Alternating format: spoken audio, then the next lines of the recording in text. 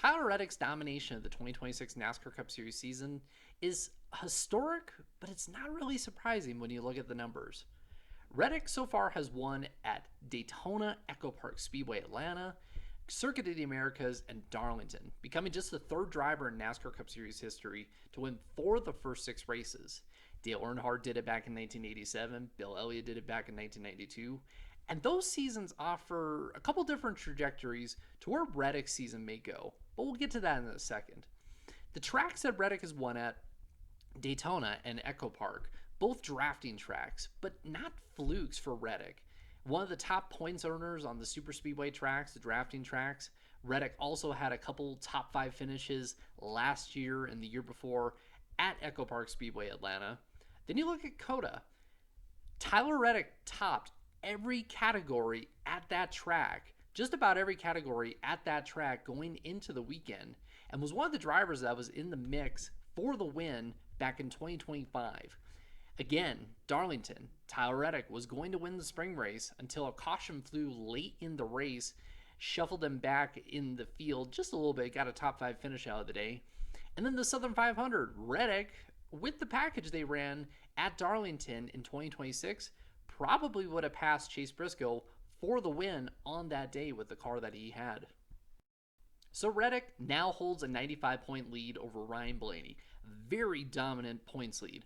But there's a long way to go in the regular season. 20 races to go until the chase begins. Of course, if he can hang on to the regular season points lead, he'll start the chase with a 25-point lead over second.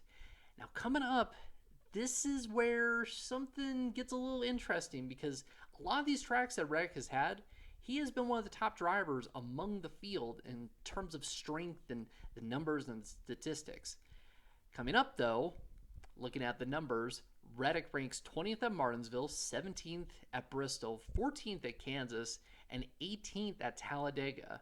So that big lead might go away. But 23XI has been so strong this year that I would expect them to possibly pull off top 10s in each race, except for maybe Bristol, where Tyler Reddick has sort of not been the best driver there.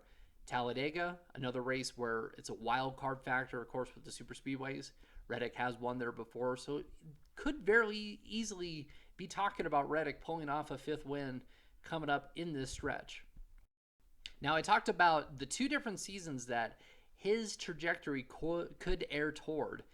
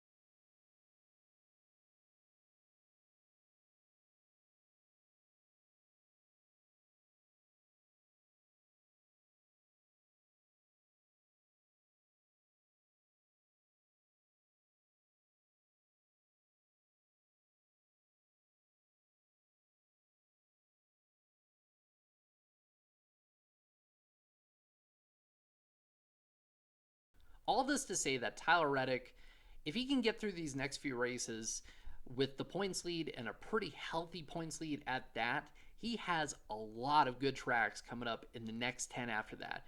Texas, Watkins Glen, Charlotte, Michigan, San Diego, a road course, Sonoma, another road course, Chicagoland, another intermediate track, and then Echo Park Speedway, Atlanta again, where he could build that points lead to where he could find some grace in another kind of slower stretch that is coming up after that. The 6 races to go until the chase, he will have 4 shorter tracks that 23XI hasn't been the best at. Of course, there is Richmond, where 2311 was really good last year on the higher wear tire compound that will be returning again this year. And then, of course, there's Daytona and Indianapolis, where 2311 are the defending winners. All Reddick really needs to do over the next few weeks is just to not bleed points. He just needs to be consistent, just needs to keep guys like Ryan Blaney, Denny Hamlin in his sights. Ryan Blaney, one of the guys who I think could catch Tyler Reddick over the next few weeks. Denny Hamlin, another guy who could catch Tyler Reddick over the next few weeks, looking at the tracks that are coming up, really play to their strengths. Could see them reeling in Tyler Reddick more as the stretch goes along. Now, looking at the past, looking at history, the regular season champion, do you think early on in the season, 6 races in, we can't really determine, who's going to win the regular season championship because there's so much racing to go. But let's take you back through the years. 2025, William Byron was leading at this point. He went on to win the regular season championship. Chase Elliott back in 2022 was leading the regular season championship, went on to win it. 2019 with Kyle Busch, Kevin Harvick in 2020, they both won the regular season championship. When you factor in just the points as they were back in 2018, Kyle Busch, he went on to win the regular season championship. So right now, with the start that Tyler Reddick has, it is going to be hard for these guys behind him to try and beat him and be able to get to that number 1 seed. But it is doable. Someone like Ryan Blaney, someone like Denny Hamlin, I mentioned those 2 names again, goes on a hot streak. If Hendrick ends up finding something in the summertime, Kyle Larson, even though Hendrick has looked a little bit off, has still been very strong, still been very good. If he can hit on something, that number 5 team, they are going to be one of the guys that could possibly beat Tyler Reddick for the regular season championship. Of course, that's going to take a lot because Larson has fallen down the standings a lot in recent weeks, and especially after Darlington and the issues that he had. But for now, everybody's chasing Tyler Reddick, and he's got a huge advantage right now in the regular season championship, but it's still very early on.